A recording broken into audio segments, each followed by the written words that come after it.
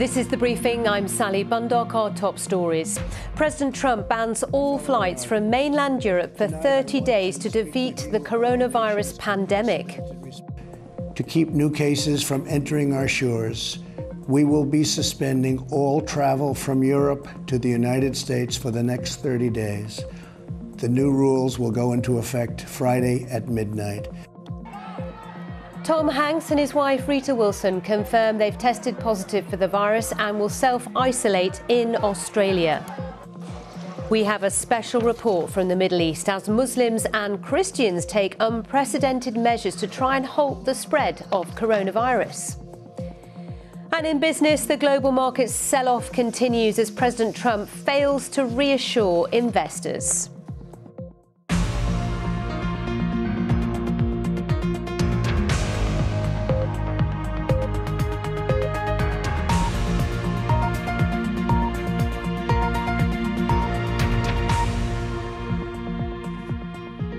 A very warm welcome. This is Thursday's briefing, keeping you across all you need to know in global news, business and sport. And you can be a part of the conversation. The latest travel restrictions announced by the White House. Is this the right course of action? Does this disrupt your travel plans? Tell us what's happening where you are when it comes to containing coronavirus. Just use the hashtag BBC The Briefing.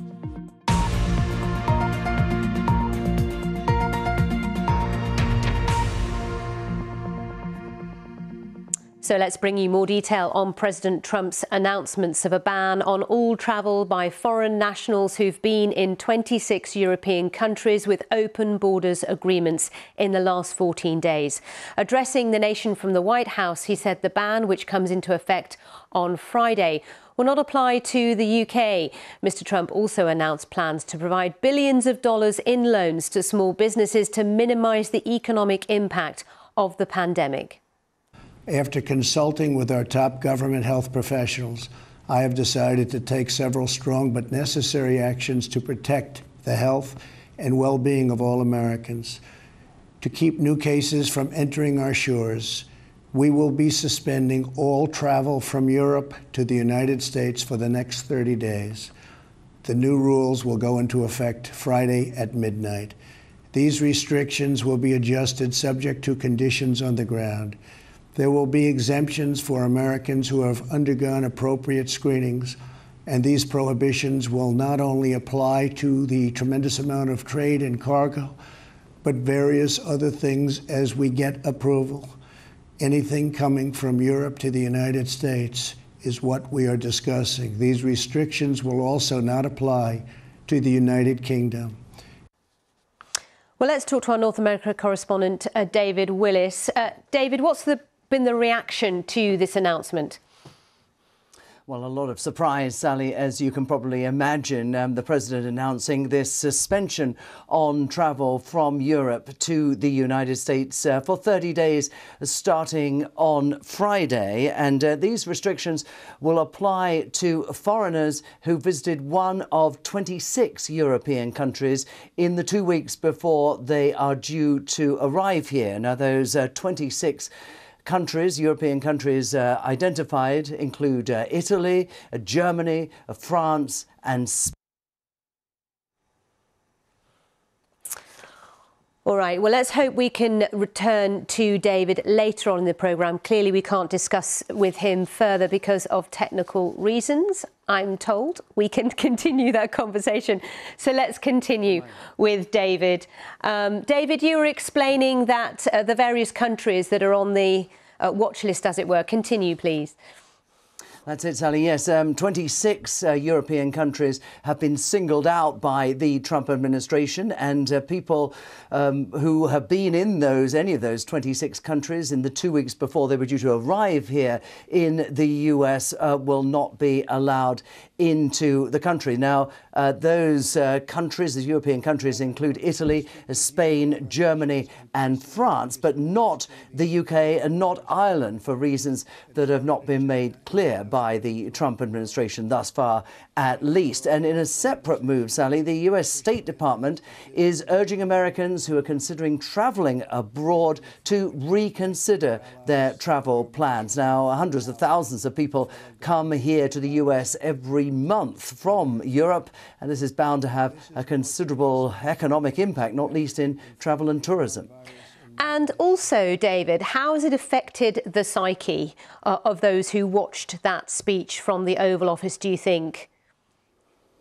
I think there's a lot of people, Sally, who were looking to President Trump to exhibit leadership in this crisis. He's been accused of downplaying it up to now. He said famously that people here should just stay calm and it will all go away. Well, quite clearly, even his own officials and medical experts and so on have been disputing that particular conclusion. Indeed, one during the day yesterday went on to make the point before Congress that millions of Americans may well be affected by the coronavirus. So President Trump, I think, bowing to the inevitable, not least the advice of his own members of staff, but also the fact that the stock markets have been hammered by this in the last few weeks. The Dow Jones closed down 20% yesterday, bear market territory, and that's a barometer, as far as the president sees it, of his success here in the United States. Also, when it comes to the goods being crossed between the US and Europe, we're looking for some clarity on that. Trump's tweeted about that since his speech, hasn't he? He has indeed, Sally, and he made the point that goods were included in this whole provision, this restriction, and then tweeted to the contrary, saying that this would affect people and not goods. That will, I'm sure, come as a relief to a lot of people here. But nonetheless, the impact of this could be considerable, to say the very least, on an economy that's already reeling under the effects of the coronavirus. OK, David Willis, thank you very much indeed. Well, let's have a look at the situation across the rest of the world. Freya Cole has the latest. Italy's town squares are empty, the streets are almost deserted, and it's about to get even quieter. The Prime Minister has announced only essential services like grocery stores, pharmacies and banks will remain open. Only a few days ago, I asked for you to change the normal habits of your lives, to stay at home as much as you can, only going out when it is absolutely necessary. Now, in this moment, it is the time to take the next step. We will close shops, bars, pubs, restaurants, leaving a possibility to only make home deliveries. So far, Europe has recorded more than 17,000 cases of the disease. Denmark is the second country to go into a partial lockdown after a dramatic spike in cases. Schools are closing and all people with non-critical jobs have been told to stay at home for 14 days. It's all happening really fast here at home now, too fast, and that's why authorities are now intensifying their work to stop and stall the contagion in Denmark. The world has a long history of pandemics, deadly diseases like the Spanish flu, which have changed the course of history. Now that the new coronavirus has spread to more than 100 countries, it's little surprise the World Health Organization is now using the pandemic label. What it means is governments now need to take urgent action and perhaps step up their response to contain and fight COVID-19. The UK's action plan is set for change to include measures like social distancing. Argentina, Colombia and Peru have announced all travellers from China, Italy, Spain and France will be isolated on arrival. India has also suspended almost every foreign visa for a month, a move which will hurt its economy, but necessary. It's to avoid an outbreak like the one in South Korea. Currently 20,000 people a day are being tested. Africa remains another huge concern. Virus numbers are relatively low, but if there's an increase, the World Health Organization fears already fragile health systems won't cope. Freya Cole, BBC News.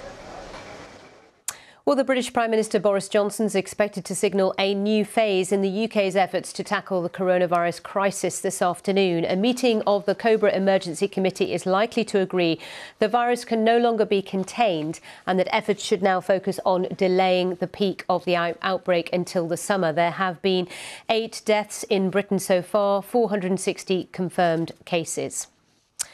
The Oscar-winning actor Tom Hanks, who has been in Australia filming an upcoming Elvis Presley biopic, says he and his wife have been diagnosed with coronavirus. Let's go live to Sydney now. Our correspondent Phil Mercer is there. Phil, what more can you tell us?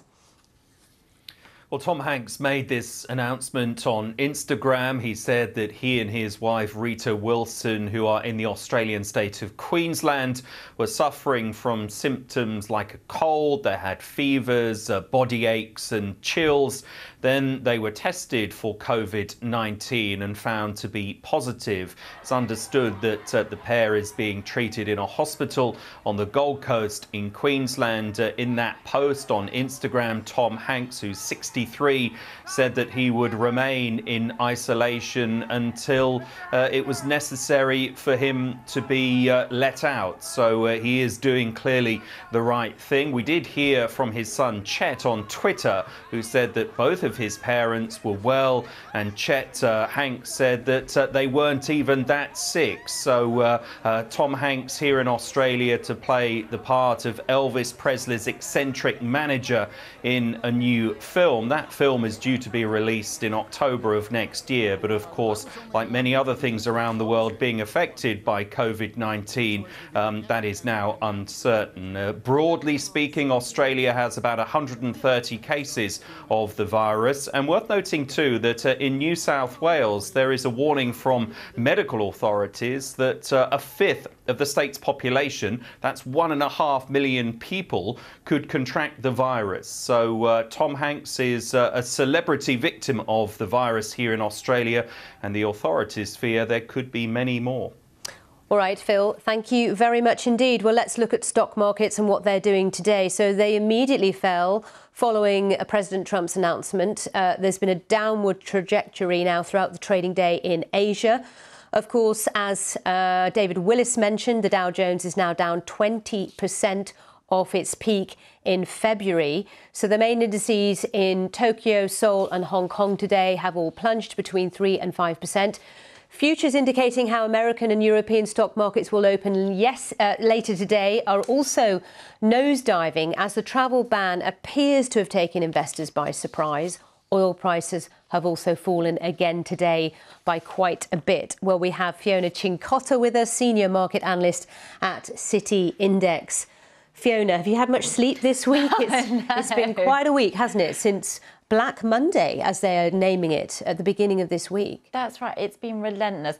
And the fear in the market is really driving that. And we can see this because we've had big, bold policy moves here in the UK by the Federal Reserve, the Bank of England, the UK government, President Trump. These are big, bold moves that we're seeing, and yet still the market is plunging. Well, this is the issue with regards to the United States, because the hope was that on Wednesday there would be, well, actually, no, today's Thursday. On Tuesday, should I say, the White House would make some announcements of fiscal stimulus, tax breaks, that kind of thing, to help the US economy. It didn't come, which is why we saw a dramatic fall on Wall Street Wednesday. He mentioned some tax breaks, measures to help businesses in his Oval Office speech, which happened overnight last night. Yeah. But the markets are still not really encouraged by that. It would seem out of the US, it's not enough. That's right. And that's the thing. The other thing we need to bear in mind here is it's the fear of the virus that's actually driving the problems in the stock markets as well. I mean, these measures are going to cause problems. We are going to have a very hard economic hit. And the hope is that it's going to be a V-shaped recovery. But policymakers can't stop the spread of the virus. And so I think until we actually see improving numbers as far as the virus is concerned, then we're going to see a lot of problems on the stock market still. All right, Fiona, thank you very much indeed. And of course, later in Business Briefing, we will be live to our team in our Asia Business Hub for the very latest and the numbers when it comes to stock markets today. Still to come here on the briefing, a loss of an ancient town and homes for 3,000 people as Turkey pushes ahead with a newly constructed dam.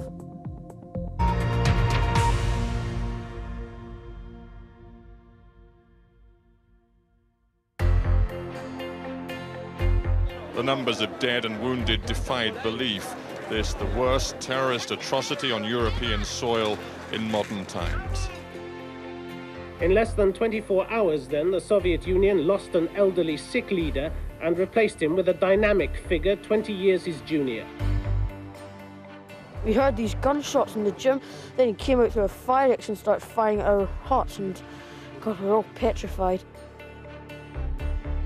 James Earl Ray, aged 41, sentenced to 99 years and due for parole when he's 90, travelled from Memphis jail to Nashville State Prison in an 8-car convoy.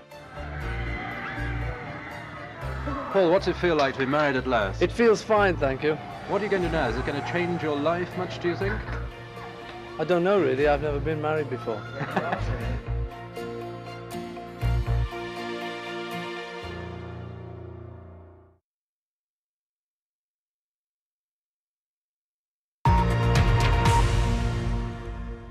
This is The Briefing. Let's talk you through the headlines. President Trump bans all flights from mainland Europe to the US for 30 days to defeat the coronavirus pandemic. Tom Hanks and his wife Rita Wilson confirmed they've tested positive for the virus and will self-isolate in Australia.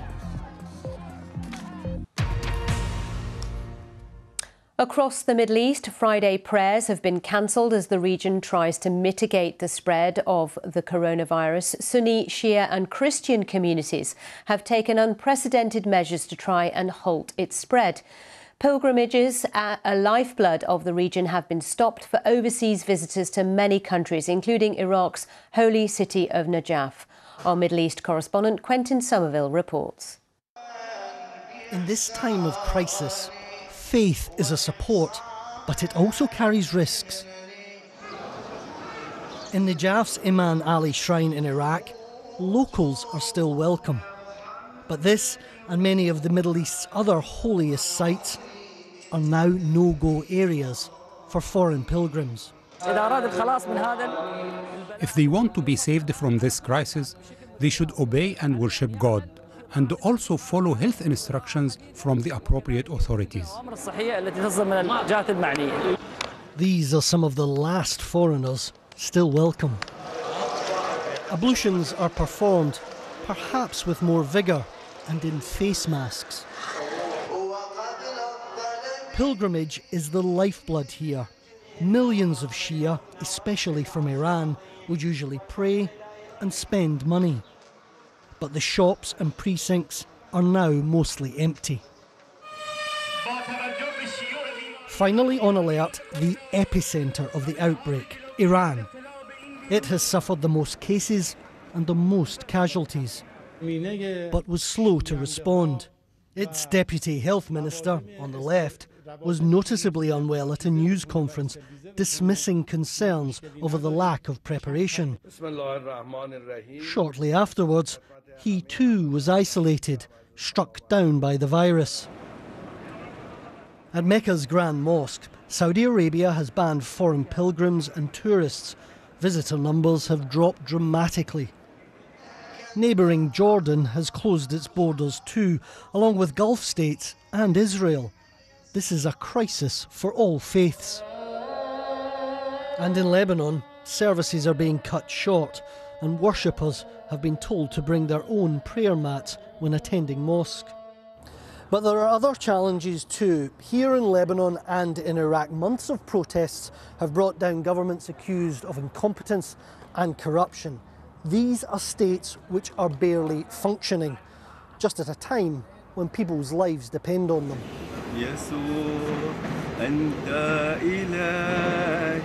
Faith might not give protection, but it does offer comfort.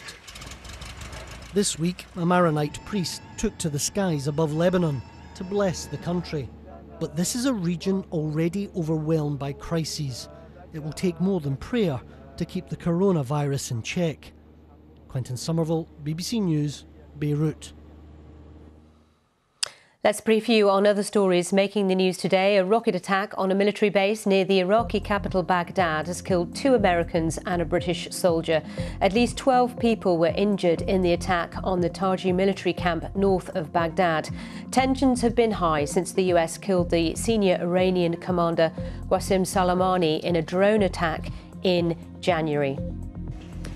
Violent protests have broken out in Santiago as Chilean President Sebastián Piñera celebrates 30 years since the country's return to democracy.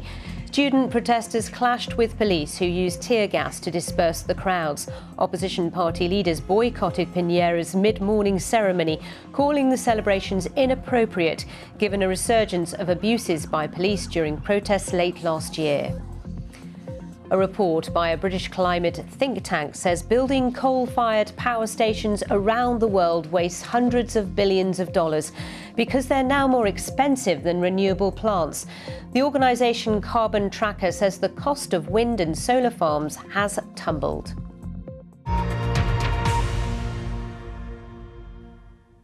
Now time to bring you all the latest sports news. Hello there, I'm Tolson Tollett and this is your Thursday sport briefing, where we start with the news that holders Liverpool are out of the UEFA Champions League, beaten 4-2 on aggregate in their last 16 tie by Atletico Madrid.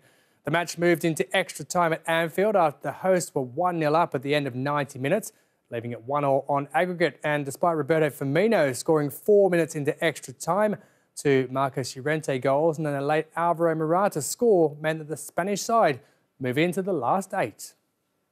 You know, we've seen over the years with Atletico, you know, how good they are at defending, and you know, they never say die attitude. And I've been there now since July, August, and it's incredible. You know, from training when you see Mister, you know, you see him on the touchline, he's like this in training. So you know, everybody feeds off him. World champions USA have won the She Believes Cup, beating Japan 3-1 in Texas and handing them a 3rd consecutive win in this season's tournament.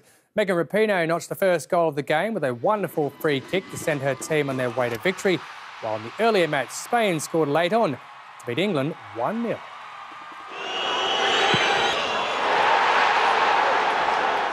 Only 6 of the scheduled 8 Europa League last 16 ties will go ahead later on Thursday. Roma's match away to Sevilla and Inter's match against Getafe have both been called off due to sporting restrictions in both Spain and Italy because of the coronavirus. One match that will go ahead, but with a reduced crowd, is Manchester United's opening leg tie in Austria against Linz. The game will only see a reduced capacity of 500 spectators in attendance, although the stadium holds 14,000. To goal from the biggest tournament outside the majors gets underway on Thursday. It's the Players' Championship at Sawgrass in Florida, where Rory McIlroy is the defending champion. The world #1 from Northern Ireland, who's looking for his first tour title of 2020, is bidding to become the first golfer in the history of the Players' Championship to win it 2 years in a row. This week last year was huge for me in terms of sort of getting the monkey off my back a little bit, and you know, I had a few close calls and I wasn't able to sort of, you know, walk through the door and claim a win, and then I was able to do it here. And yeah, obviously it would be wonderful to replicate what happened last year. The NBA season has been suspended amid ongoing concerns over the coronavirus. The Golden State Warriors game with the Brooklyn Nets was due to be played behind closed doors on Thursday, but the governing body has now taken the decision to stop all matches after a Utah Jazz player tested positive.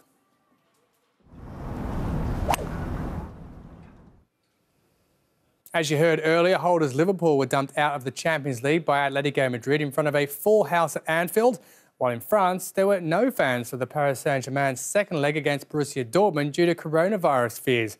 So no fans inside the Parc des Princes, but there were plenty outside who celebrated their team moving through to the quarterfinals, with around 3,000 gathering to show their support. The players joined them afterwards to show their appreciation as they progressed through to the last 8. Now you can get all the latest sports news at our website, that's bbc.com/sport. But for me, Tolson Tollett, and the rest of the team, that is your Thursday sport briefing.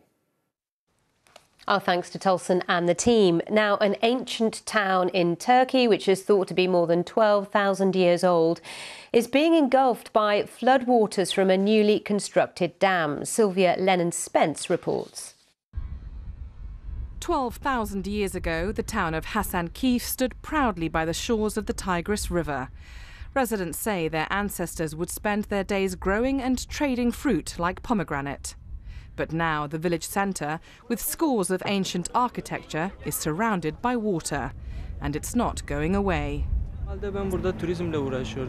used to work in the tourism industry. I told the story of this place, but unfortunately in the last few months no one has come here. The Turkish government started filling the Alusi hydroelectric dam mid-last year. By October, homes in this ancient town were inundated. Around 3,000 residents were forced to relocate to a government-built village on the other side of the river. But some residents are standing by the justification. Above all, it's good for the energy sector, for power generation, but it will also be useful and beneficial for agriculture. The full extent of the damage caused by the swollen river is yet to be known. A court battle to save the ancient town was lost. Only some cultural artefacts have been salvaged. So now all residents can do is sit and watch while their homes slowly go under. Sylvia Lennon-Spence, BBC News. And we'll have all the latest business news, including what's happening on stock markets, in just a moment. That is your business briefing. I'll see you soon.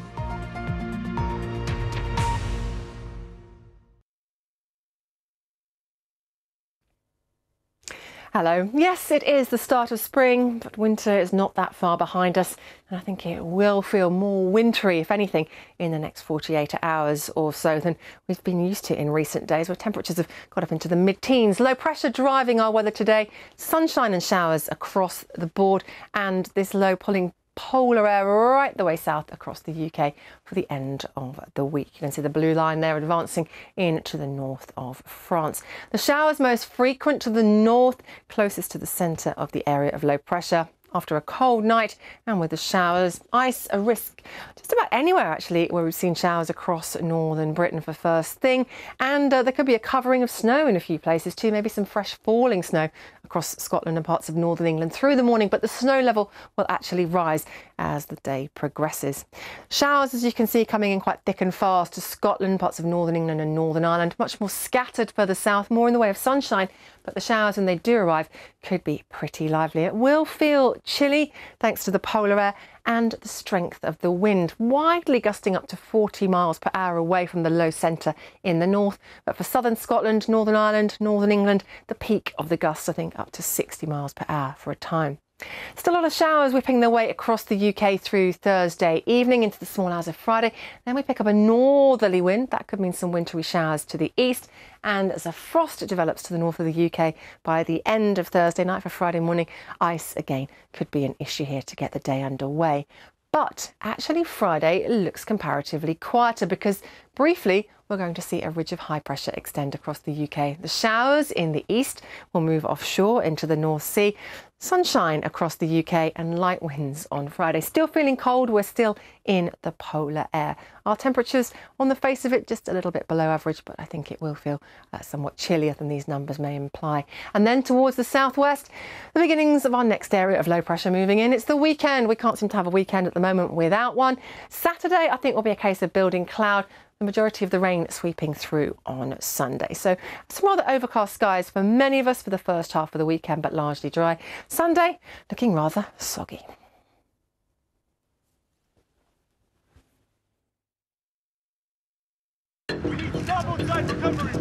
In a world of complex global news stories, we'll sift through the information to bring you what matters most.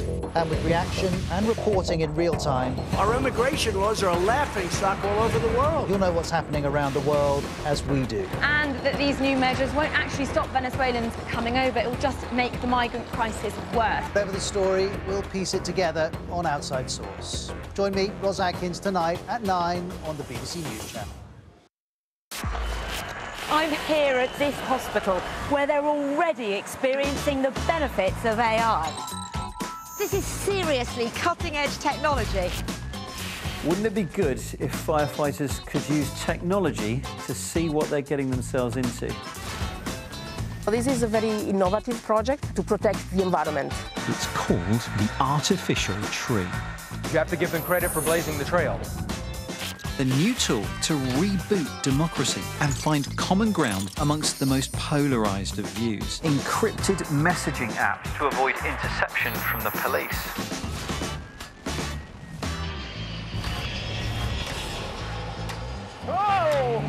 One thing that we know you will see is the expansion of the internet off the planet. The Take on Tech. Click. Saturday and Sunday at 12:30 on the BBC News Channel.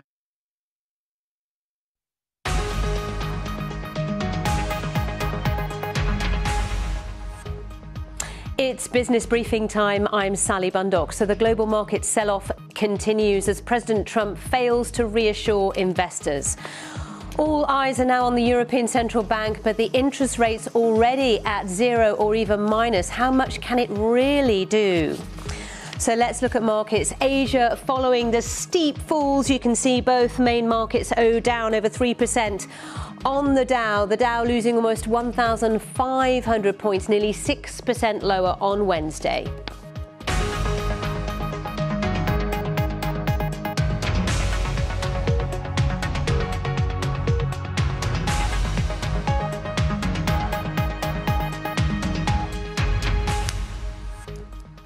So we now focus on the economic impact of coronavirus because stock markets have slumped further after President Trump suspended travel between the US and Europe. Almost 1,500 points were wiped off the Dow Jones Industrial Average on Wednesday, a loss of nearly 6%, as you just saw, as the outbreak was declared a global pandemic. The president has announced emergency measures to support the US economy, including funding for small businesses and tax relief. But markets have continued to fall in Asia despite his attempts at reassurance. From New York, here's Samira Hussain. This may have been the day when the bulls finally left Wall Street. The Dow Jones Industrial Average Index of leading U.S. stocks is now 20% below its last high, making this a bear market. Fears of what the coronavirus will do to the U.S. economy are intensifying. You'd be hard-pressed to find anyone with an optimistic view of U.S. stocks here at the stock exchange. As the U.S. economy slows in the face of the pandemic, it's hard to find any good news for American companies. And as the bears take over, American voters and investors are waiting anxiously to hear what, if anything, U.S. President Donald Trump can do to help. Speaking from the Oval Office on Wednesday, Mr. Trump sought to reassure Wall Street. Our banks and financial institutions are fully capitalized and incredibly strong. Our unemployment is at a historic low. This vast economic prosperity gives us flexibility, reserves, and resources to handle any threat that comes our way. This is not a financial crisis. This is just a temporary moment of time that we will overcome together as a nation and as a world. To soften the economic blow, the president said he would delay the tax filing deadline for those impacted by the virus, cut payroll taxes, and make low-interest loans available to small businesses. But the latter two measures still require the support of a very divided and very polarized Congress. It will be several months before the full economic fallout from the coronavirus becomes clear. But one thing is certain. America's longest bull market has come to an end. Samira Hussain, BBC News, New York. Well, let's go straight to Asia now and see how markets are faring there at the moment. Sharanjit Lail is in our bureau in Singapore. Sharanjit, tell us what's happening. Well, as you can imagine, Sally, Asian markets were already in the red when they opened this morning, reacting to the WHO officially calling COVID-19 a pandemic and to Wall Street officially entering a bear market overnight. And then when President Trump spoke mid-morning here, they all tanked even further. So stunned were investors and traders by the really tough measures around travel from Europe. You could see the charts literally of Asian markets seem to fall off a cliff. Tokyo dropping about 5%. Hong Kong finishing the morning down about 4%. Sydney collapsing almost 7%.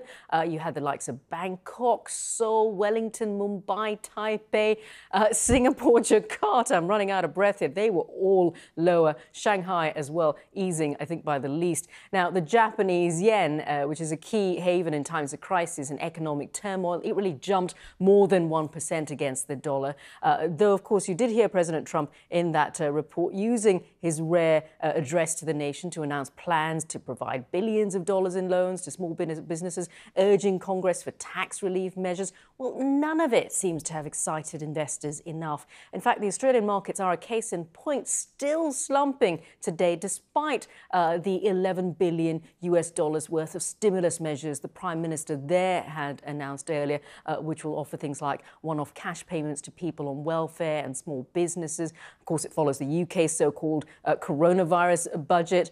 You had cash payouts by the Hong Kong government, several others in the region who've all attempted to alleviate the pressure to their economies and businesses by throwing money at the problem. It doesn't appear to be working. All right, thank you very much indeed. So that's the latest on financial markets. Let's look at central bank action. Of course, we had the Bank of England, the US Federal Reserve, both cutting the cost of borrowing. Now all eyes are on the response from Europe as the European Central Bank wraps up its two-day meeting in the next few hours. But there's a limit to what the ECB can actually do. Europe's economy has been struggling since the 2008 financial crisis, and the ECB has little ammunition left in terms of cutting borrowing costs. Its main interest rate is already zero, and another of its rates is already negative, i.e. it charges banks to deposit money to encourage them to lend. It could ramp up the amount of money it pumps into Europe's financial system by buying up more bonds on the markets. It's already spending €20 billion a month and has spent €2.6 trillion in the last 5 years. On Wednesday, Europe's banks called on the ECB to be flexible over its regulations and ease the rules brought in after the last crisis on how much cash they have to keep in reserve. They want to be able to keep cash flowing to struggling companies. Earlier in the day, of course, the Bank of England cut interest rates back to a record low of 0.25% and announced measures to encourage banks to lend. The Bank of England's role is to help UK businesses and households manage through an economic shock that could prove large and sharp, but should be temporary. That's why the bank is announcing today a comprehensive and timely package of measures to help UK households and businesses bridge across the economic disruption caused by COVID-19. These measures will help keep firms in business and people in jobs, and they will prevent a temporary disruption from causing longer-lasting economic harm. Mark Carney, of course, of the Bank of England, where we have Sharmila Whelan with us, who is from Alethea Capital. Good morning, Sharmila. What do you think the ECB might announce today? It could announce anything. You know, it could expand the asset purchase program. It could cut interest rates further. It could extend emergency credit lines to small and medium-sized businesses. I think the bigger question, Sally, is how effective is it going to be? Well, that's just what I was going to ask you. sorry to preempt That's fine, not at all. Because, of course, you know, given the situation in Europe, you know, that the economies that the ECB manages, Italy for one, it's so dire. Yeah. And, you know, the thing is, the impact is going to be limited. There isn't a shortage of liquidity in the euro financial system. And you just have to look at what the excess reserves that the commercial banks park with the ECB. That's running at 1.5 trillion. And that's a reflection of the lack of credit demand for credit. And the credit cycle has been in downswing since 2014. So given that, it's hard to see how cutting interest rates further or expanding the asset purchase program is going to help. But it seems key, doesn't it, to get cash to businesses that are really struggling in this short-term crisis to see through day to day? You know, paying the bills, paying the rent, paying the taxes, paying, you know, the staff when the money isn't coming in. Sally, and I agree with you completely there. You know, what would help would be emergency measures like opening up credit lines to small and medium-sized businesses. But I think the ECB would have to work in conjunction with the national banks, as the Treasury has done with the Bank of England here, where the government is implicitly guaranteeing any defaults on those loans. Otherwise, banks are not going to lend. Do you think a recession across Europe, in fact across the world, is inevitable? I think the risks are rising very rapidly. The base case until recently was the impact would be felt in the first half of the year, that, you know, demand is going to be delayed but not destroyed, and it will rebound in the second half.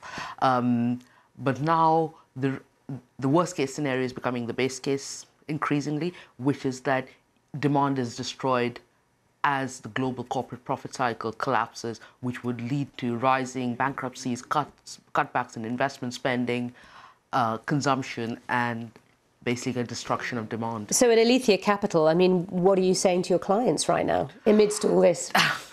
What are we saying to clients? It's wait and see. Hold your breath. Hold your breath. You know, this is the base case, but be aware of the worst case scenario. And if you want to invest anywhere, really, you're going to be looking at China. Really? Yeah. Whereabouts? What sort of industries? I mean, you know, China's going to rebound the fastest, right? Partly because it was the epicenter, although the epicenter is now moving from Europe to the US. And growth is going to turn increasingly inwards, and they've got the stimulus power. They've got the firepower to recover quickly. Yeah. They can throw money at it, can't they, in a way that European governments can't, and in the US as well. And also, how coordinated can it be? Interesting. Sharmila, thank you for your time. Really good to have you on the programme. And that's a look at the situation with regards to the economic impact of coronavirus. Stay with us, more to come.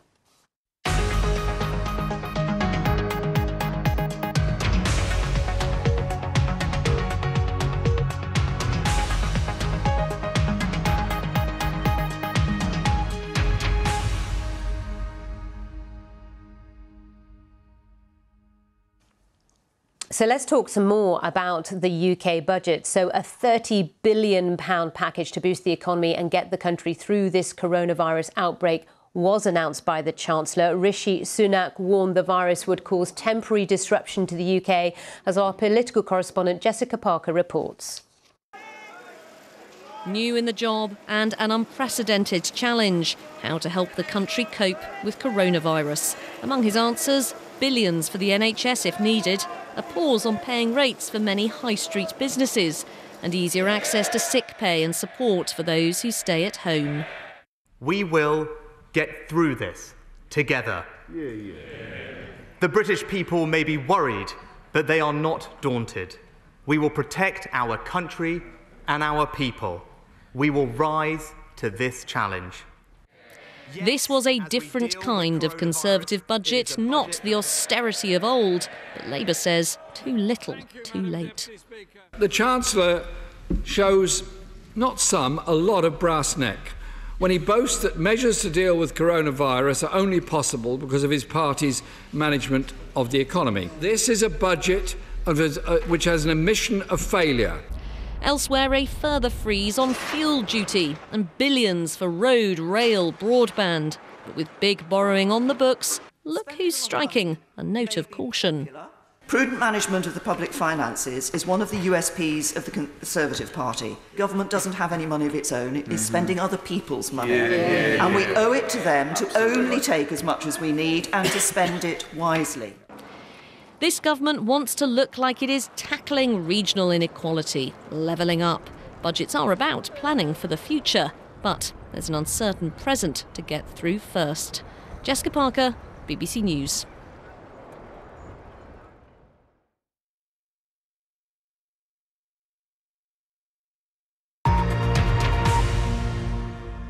You're with the briefing on BBC News. The headlines. President Trump bans all flights from mainland Europe to the US for 30 days to defeat the coronavirus pandemic. Tom Hanks and his wife Rita Wilson confirmed they've tested positive for the virus and will self-isolate in Australia. So let's take a look at the stories dominating the media around the world, and I know you can guess which ones they are or what the main theme is. It is, of course, coronavirus, and this is BBC News with news of President Trump's announcement from the White House, from the Oval Office, of the travel ban from mainland European countries. It would be suspended for the next 30 days to help stop the spread of the coronavirus. Of course, you were seeing Tom Hanks there with his wife, Rita Wilson, who are filming in Australia right now, but actually they've had to halt filming and self-isolate because they have been infected. Let's see if we can show you the Telegraph. It says the UK will today enter a new phase of its response to the outbreak following the £30 billion package of measures aimed at postponing the peak of the crisis until June. That's, of course, referring to the budget. Financial Times looks in more detail at what was in that red box. That's the Chancellor there, Rishi Sunak, as he made his way to Parliament. It talks about the fact that he joined forces with the Bank of England to try and deliver a package of monetary and fiscal measures, including tax and interest rate cuts to cushion the UK economy and at this time of crisis. In the Times, disgraced film producer Harvey Weinstein has been sentenced to 23 years in prison for rape and sexual assault. The New York prosecutors delivered the message. Harvey Weinstein's record of sexual attacks and harassment against women dates back to the 1970s, in a lifetime of abuse, so say the prosecutors, in which he trapped women into his exclusive control and assaulted or attempted to assault them. And then the Mail Online website looks at a member of the panic-buying public who's found themselves on the wrong side of the law after being caught in a van which was more than a ton overweight because of the number of toilet rolls packed in the back. The driver was stopped by officers from the Driver and Vehicle Standards Agency in London and fined £300. I wonder how much the toilet roll cost him as well. Well, Fiona Cincotta is back from City Index. We're going to delve through these stories. So it's really interesting. BBC Online looking at the announcement from the President from the Oval Office, which took many by surprise, the travel ban in particular. Interesting that BBC Online has just updated the travel order. It says does not apply to US citizens. And this is the confusion. Who does it apply to and who doesn't it apply to? That's right. Is it foreign nationals coming in and out? Is it US citizens? It would seem it's not US citizens. That's right. And there are a couple of other sort of confused areas, if you like. There was initially, Trump also suggested that this travel ban was also with cargo and trade, which is actually backpedaled on since. Yes, in a tweet. That's right. So, I mean, there is some confusion surrounding this. I do think it's the first time we've seen President Trump really appear to take the coronavirus situation seriously and address sort of measures and moves in order to protect US citizens from the spread. It's a big move, but it's one that perhaps markets had been waiting for a little bit earlier.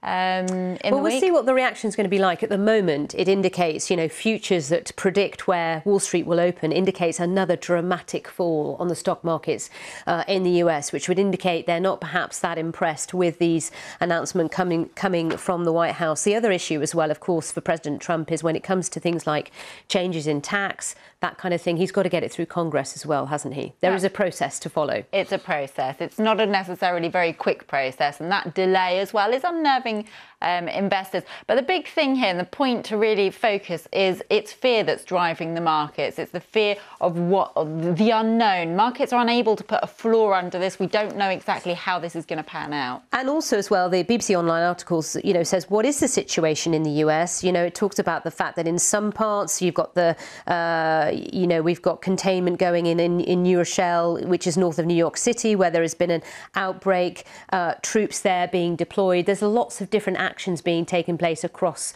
different parts of the US. Interesting, lots of viewers have been in touch about this because we asked you at the beginning of the programme whether you think this is the right move or not. So we've heard from some who are actually in mid-flight. Melissa Takamatu, she's from Austin, Texas. She says, I'm on a flight from Austin, Texas to Frankfurt. We plan to visit Croatia. We now have less than 24 hours to figure out how to get home. Luckily, my sister's staying up late. She's on hold with Lufthansa now, trying to help. But then another viewer's been in touch. She's also in the US, who points out that actually this is not necessarily US citizens that this applies to, but actually foreign nationals. And that's where the confusion lies. And they've only got till midnight Friday to figure it out. Daily Telegraph. Virus can now only be delayed, says their headline. Britain moves from contain to delay. That's right. I mean, so this is referring to the 4 different stages of sort of protecting the UK against the virus. So we started in containment, we're moving to delay. I think there's the Cobra meeting today, where the Cabinet will agree to that, I believe.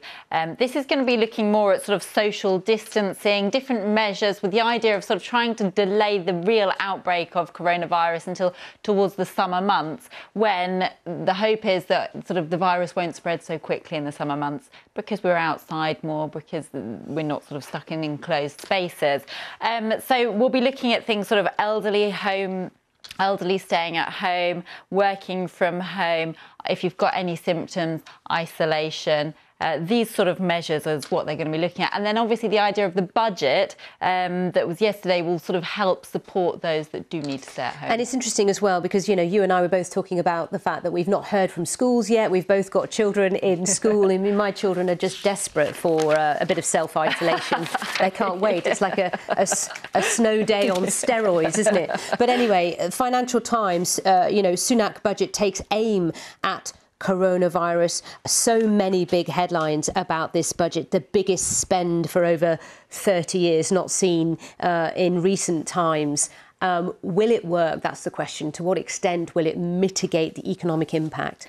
It's a very good question, and it's very difficult to know that because we don't actually know what the impact is actually going to be. So there's no way of drawing a line at the bottom of this. Even virologists are saying that they can't actually predict how many people are going to suffer from this. There is this sort of worst case scenario where 1/5 of the UK working population will be at home ill or self-isolated at any one time. So, you know, there are sort of ideas of how bad this can get. But yes, what we saw here is an end to austerity in a big spending budget to try and help the UK stay through. And again, the Financial Times talks about the markets were unimpressed with this budget, which, you know, had so much in it for the UK economy, and the fact the Bank of England announced the rate cut at 7 o'clock in the morning as well, you know, pointing out the FTSE closing down 1.4% lower. Market predictions are saying the FTSE will open a lot lower again today. No matter what governments are saying, it would seem investors are not convinced. They think a lot worse is to come. Completely. And also the policymakers, they can't stop the spread of the virus, and that's what's sort of fearing or putting the fear into the market. Let's change the subject now. Harvey Weinstein, the Hollywood mogul, former mogul, it says, sentenced to 23 years. It has the pictures here of Jessica Mann and Lauren Young leaving the courtroom, clutching hands. He got a very long sentence. This sends a message, doesn't it?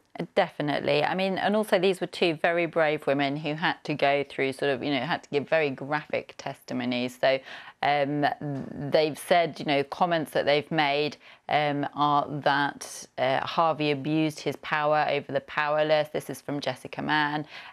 This was a known offender whose crimes were covered up. So there is a sense of justice, I think, for them.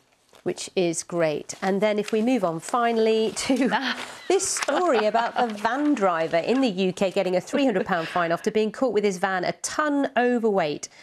Thanks to all the stockpiled toilet roll in the back, one wonders what he was going to do with that. Was he thinking he could make a quick buck if he sold it on eBay? You know, if we have literally no toilet roll left in the UK. No, I mean, this is brilliant. We've all been to the supermarkets. We've all seen that there is a shortage of toilet roll or no toilet roll, as the case may be. No toilet roll on the shelves, and now we know where it all has been hiding. It was at the Blackwall Tunnel, to be very, very specific.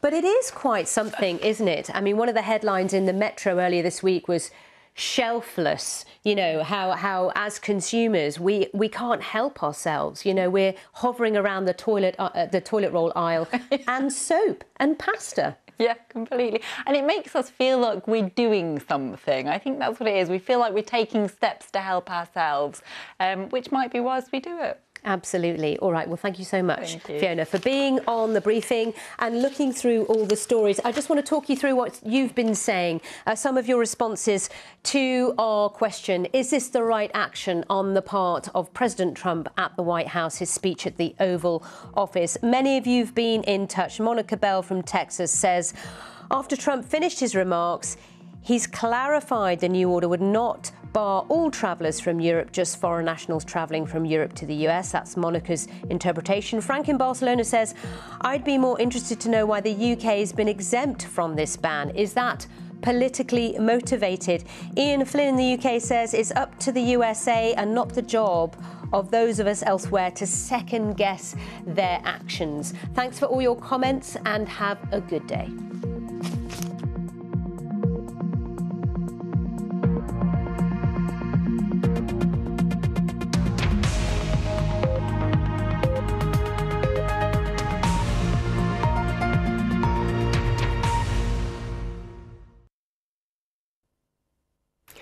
Hello. Meteorologically speaking, it is now the start of spring, but of course winter is not that far behind us, and I think we will get a reminder of that through the next couple of days. Cold air flooding into the UK around an area of low pressure that will bring us quite a few showers actually on Thursday. The most frequent showers closest to the low centre, so across the northern half of the UK, but